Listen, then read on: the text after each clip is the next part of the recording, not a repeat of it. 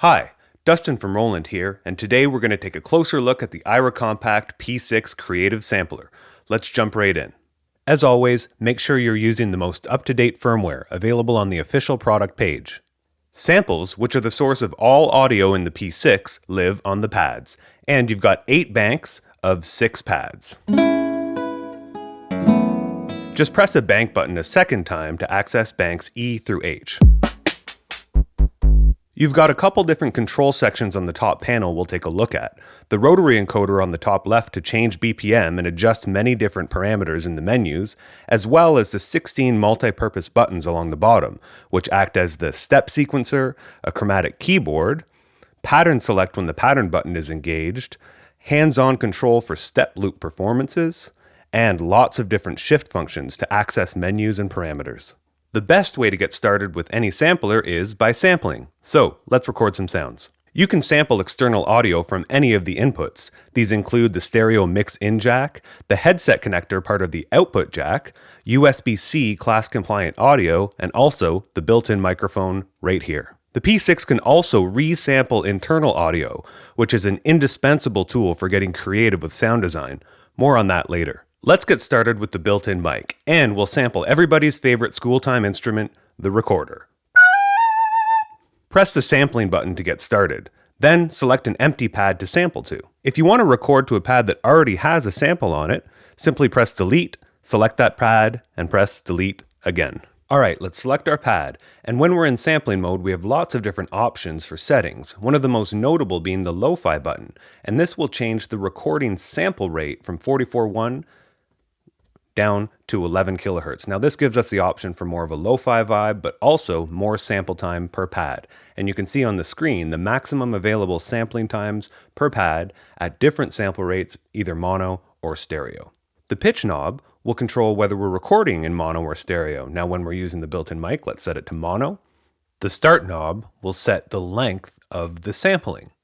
Now you can see this is actually set in measures or note values, and this is based on the BPM of the currently set pattern. Now this is very important. When you change the sample rate, you get different available sampling times. The same is true for mono or stereo. So I'm going to keep this at 44.1 and I'll set it to 2 measures. The end knob will control the triggering for the sample. Let's leave this at -3 decibels, and the level will control the level of the built-in microphone. Let's sample the recorder by pressing sampling one more time.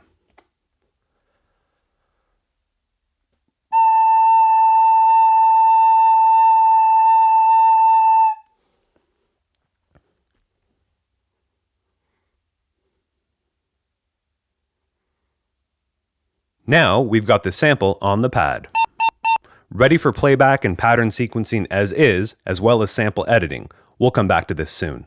Let's grab a sample now from the J6 plugged into the external mix-in. You'll notice that when there's the connection of a cable to the mix-in or a TRRS connector in the mix-out jack, the mic is automatically muted when in sampling mode. This time, I'm going to sample 4 bars of the J6 at a lower sampling rate. Let's go to 14.7. 4 bars, and we'll use the end knob to set the trigger for the sampling to sync. Now that means that as soon as the pattern sequencer on the P6 starts, the recording will also start. And I've got MIDI sync between the two. So the P6 MIDI out going to the J6 MIDI in.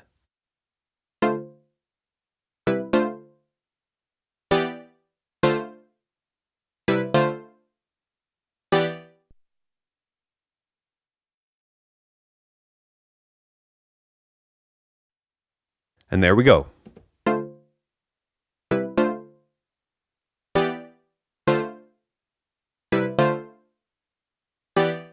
Now let's sample something from USB-C using a phone. For this we need to be sure to power on the P6 in a specific mode so that the USB connector isn't looking to draw power from the phone. Because we haven't changed any pattern or pad settings, but just recorded new samples, we can feel free to power down the unit as the samples will still be stored on their pads in the P6's memory. Let's power that off and we'll get the phone connected up. If you've got USB-C on your phone, you can use USB-C to USB-C cable. If you've got, say, a lightning connector like I do, you're going to need an adapter. So here we go. We're all connected to the phone, And let's power on the P-6 while holding C, or the exit button. Great, now we're ready to use USB-C audio. Let's go to the pad we want to sample to, and we'll make sure to mute the microphone by pressing delete.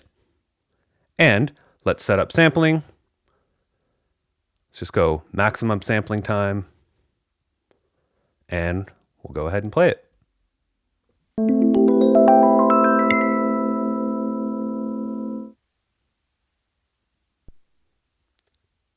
Nice.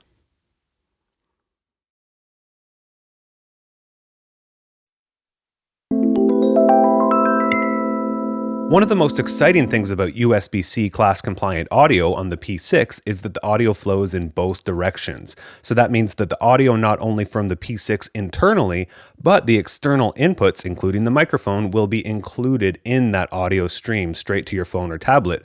So this makes it the perfect end-of-chain companion for a small jam setup, or if you want to go on a streaming service, lay down some ideas, make a video, use a DAW on your phone. It will all be captured in that same audio stream. To get samples loaded in from a computer, connect to the computer via USB and power on the P-6 while holding down the sampling button. The P-6 will mount as a drive, and you can drag and drop samples directly to the desired pads. Also, the free P-6 sample tool for Mac and PC will help simplify your workflow, as it allows for not only dragging samples to pads, but also has many options for prepping samples before loading them in. This is great if you're new to hardware samplers and want to just load up some sample packs. Once the samples are all loaded in and the P-6 is ejected from the computer, press the flashing keyboard button to complete the transfer. The P-6 can load up to 10 megabytes of samples at a time. Note that samples can be copied and exchanged between pads by holding down a sample pad, pressing Shift and play, and then selecting Copy or Exchange and the destination pad. Now let's start changing some parameters on one of our samples, selecting a sample by simply pressing any pad. To select without triggering the sound, just hold down the pattern button while pressing the pad.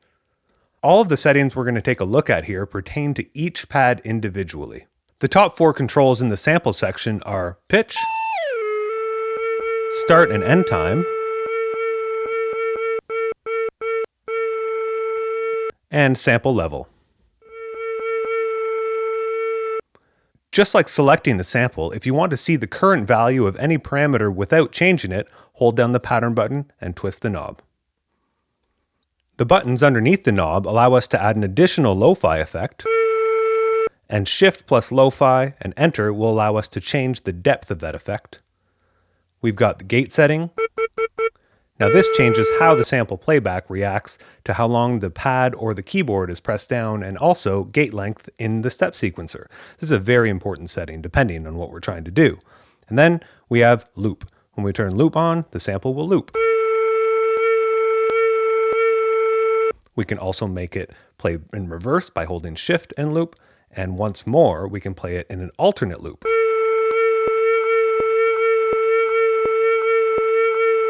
Of course, the end time has an effect on how long that loop is, but you can also adjust the size of the loop separately in the voice menu. We can access this menu by holding Shift and pressing voice, and using the encoder we can move around to see lots of different settings like fine tune, detune, and a whole lot more. When we find a parameter we want to change, we just press Enter, adjust it with the encoder, turn that fine tune down a bit, and then press Exit to get back out. Importantly, in this menu, the top 4 knobs become the ADSR controls for the amp envelope.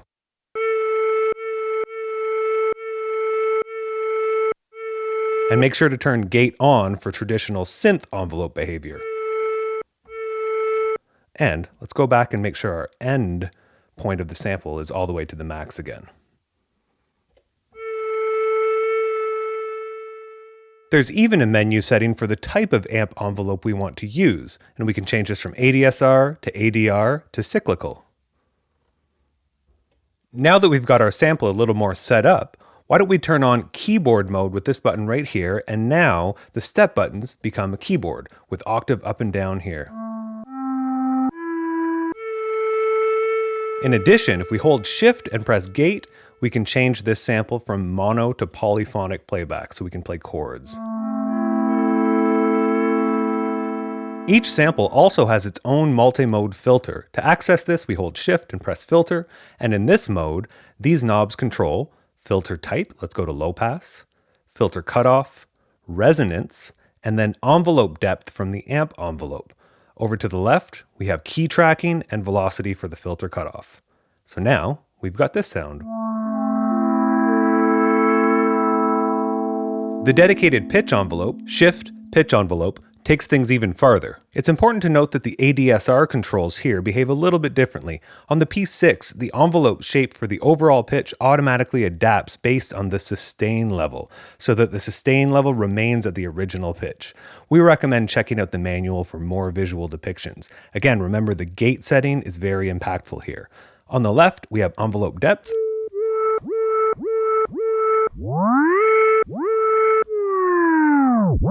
Let's just do a little bit of a swoop. And then we have velocity and key tracking for the envelope.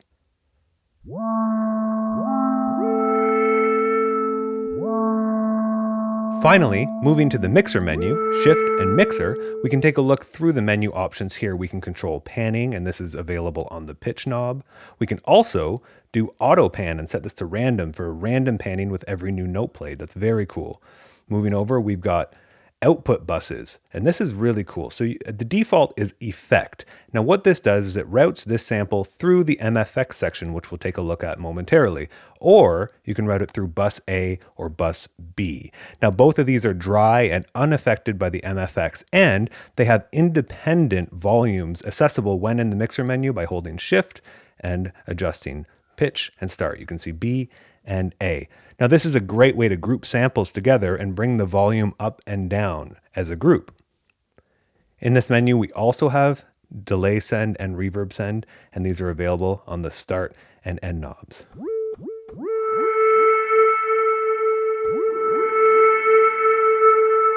And the level knob just controls level.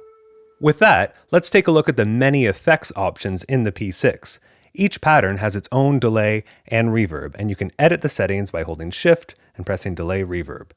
These four knobs control delay time and level, reverb time and level. In the menu, there's lots of deeper settings like reverb type and things like that, but if we go to the very end, there's a really handy setting. It's called Global Delay and Reverb, and if we turn that on, this makes it so all patterns in the P-6 use the same reverb and delay settings. So trails will carry over during pattern changes. The only thing that will change is the delay rate when the tempo is synced. This is a really handy option for smooth transitions during live performances. Now, the MFX section here offers a ton of great effects geared for performance and resampling. Let's load up a pattern while we take a little tour. You have 5 preset effects buttons. First is DJ Effects Looper.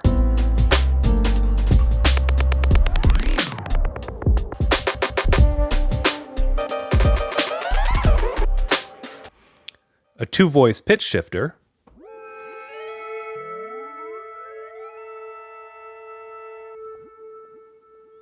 another delay, filter,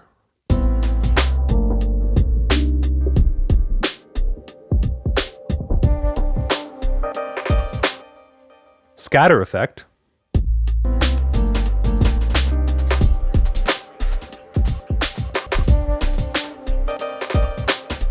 and then we have the MFX button, which can be set to one of many different effects, selectable by holding down the button and turning the encoder, or quickly selecting using the step buttons. Bit of phaser, cassette sim, vinyl sim, stopper, and much more. Add effects momentarily by engaging any of the MFX buttons while holding down pattern.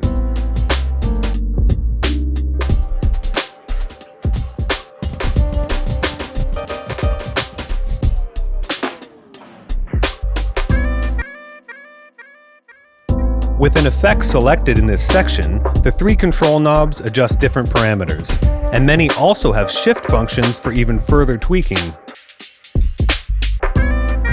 Check the manual for all the details. And remember, if a sample is routed through bus A or bus B, It won't be affected by this section at all, just like these drums and that sax.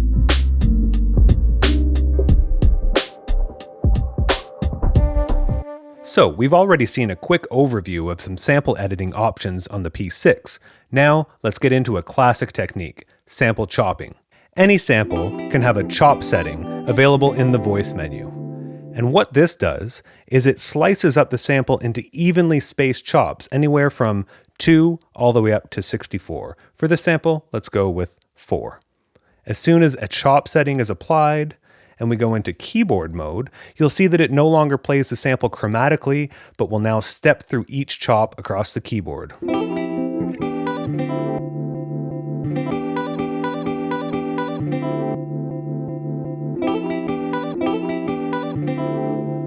How cool would it be if we could create our own chop style pads, but with new samples? Enter step sampling, a swift way to create this kind of track using newly recorded sounds. Let's jump back into sampling mode. We'll record to pad 6, and this time we want to hold shift and turn the pitch knob, and here we can select the number of samples that we want to record in sequence, and then after that we just follow the same sampling process as before. Let's go.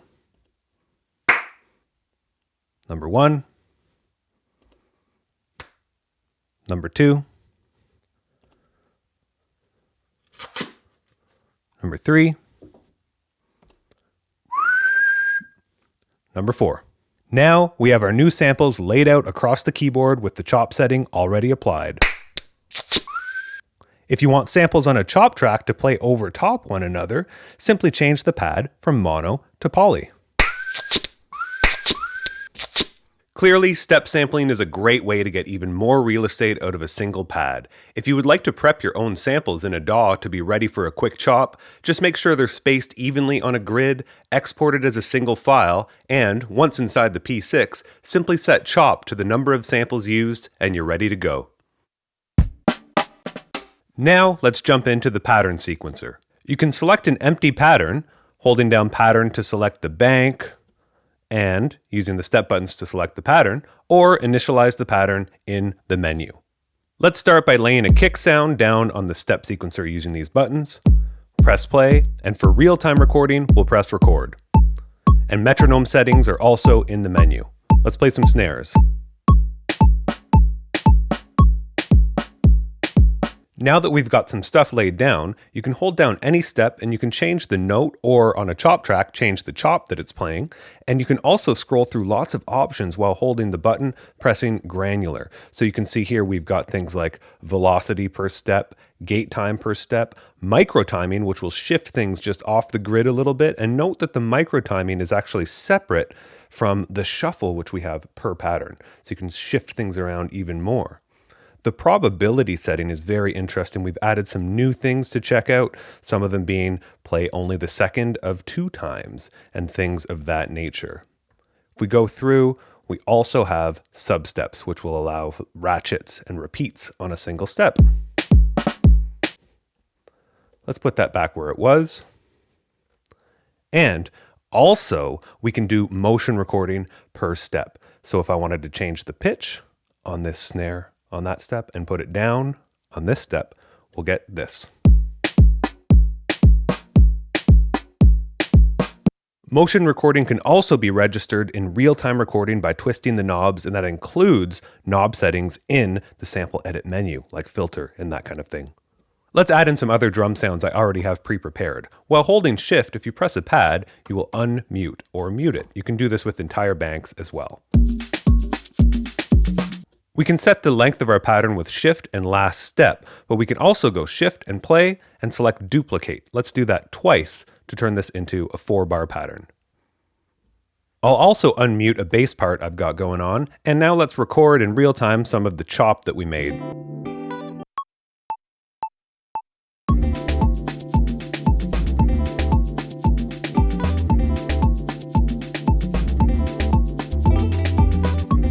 Nice. Let's also throw in the sample from the phone on the top and the sample from the J6.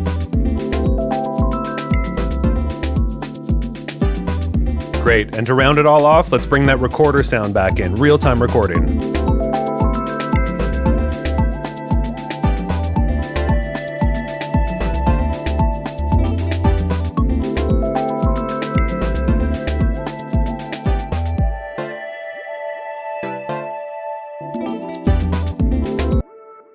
In addition to holding down a step to edit like we saw before, another great way is pressing record while the pattern's not running. And here you can see all the steps per track, and you can select them by pressing the step button or scroll through to preview what's there.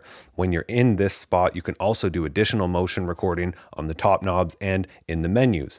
If you're on a track and you press keyboard and record at the same time, you can then scroll through in the same way, but you can see polyphonic note information laid out on the keyboard right here. So you can change that, add and remove notes as you'd like per step. Holding down Shift and Pattern will take us into Step Loop, and here we can hold any sequencer buttons to repeat those steps.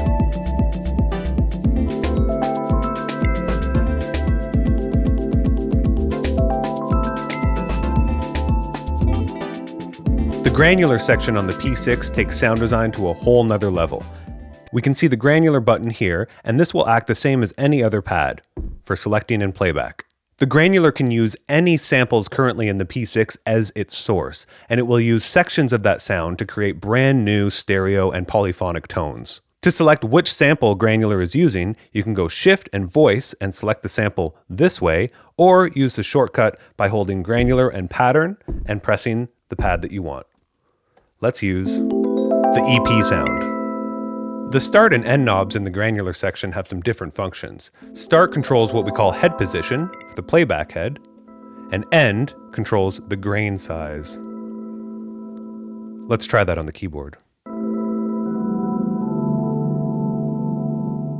The voice menu offers lots of powerful settings for granular, including the amp envelope just like the sample pads, and in the menu we can change things such as grain shape, which helps smooth things out, and also grain reverse probability, which is very nice, and much, much more.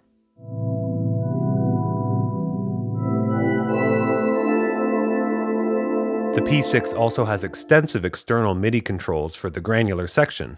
And just like sample pads, the granular section has its own voice, filter, and mixer settings, including all the effects routing and options. It does not have the pitch envelope. And of course, you can put the granular into the sequencer with real-time or step recording, just like sample pads. As mentioned earlier, the P-6 can resample internal audio. Now, of course, there's a lot of creative options for this, like re-recording a single sound with effects, but what I want to do is grab 2 bars of the beat we just made. I'm going to go into sampling, make sure to mute the microphone. We'll record to pad 6. I've already got everything else set up, but make sure if you're recording a beat, you want to have sync set on your trigger settings. Let's press play and start recording.